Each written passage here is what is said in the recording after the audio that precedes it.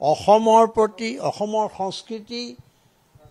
সভ্যতা এইবোৰৰ প্ৰতি ন্যূনতমও যদি কাৰোবাৰ অন্তৰত কিবা আছেগৈ শ্ৰদ্ধা আছেগৈ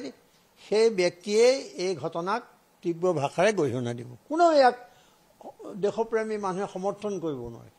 এটা ভয়ংকৰ ষড়যন্ত্ৰ মই ইমানেই কওঁ যে এই কথাক এই ভাৰত চৰকাৰৰ এই পদক্ষেপক এই জঘন্য পদক্ষেপক এই ষড়যন্ত্ৰক সমালোচনা কৰা কোনো ভাষা আজি বিচাৰি পাবলৈ টান হৈছে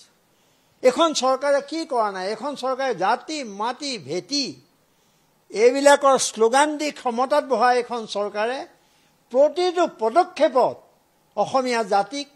অসমৰ সমাজ জীৱন ধ্বংস কৰাৰ কাৰণে উঠি পৰি লাগিছে কিয় অসমখন এখন কি ডাম্পিং জোন নেকি এটা ডাষ্টবিন নেকি যে য'ত সকলো আনি পেলাই ইয়াত কৰি দিয়া হ'ব অসমক পৰীক্ষাগাৰ হিচাপে ব্যৱহাৰ কৰিছে দিল্লীয়ে আৰু সেইকাৰণে তেওঁলোকে কাৰ দৰে এখন জঘন্য আইন জাতি বিৰোধী আইন সংস্কৃতি বিৰোধী আইন জাপি দিবলৈ ইয়াত সাহস কৰিব পাৰিছে